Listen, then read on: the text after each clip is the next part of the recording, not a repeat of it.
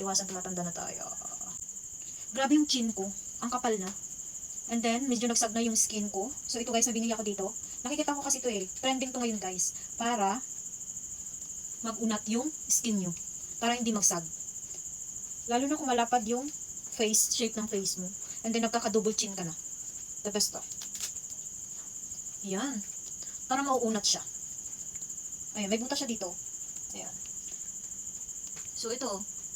Pwede nyo siyang higpitan. Para mag-unat. Ayan. Suro para mabanat yung dito natin.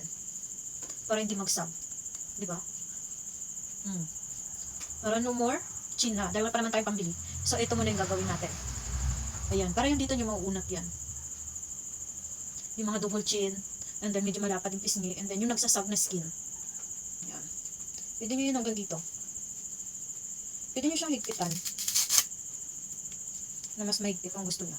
Ayan o. Tinan nyo. Nauunat siya. Mafe-feel nyo yan. Ilagay ko yung link dyan sa baba para matry nyo din. Mura lang to. No-inject ng kailangan. Para lalong magliit ang skin nyo, ang face nyo. Dahil hindi na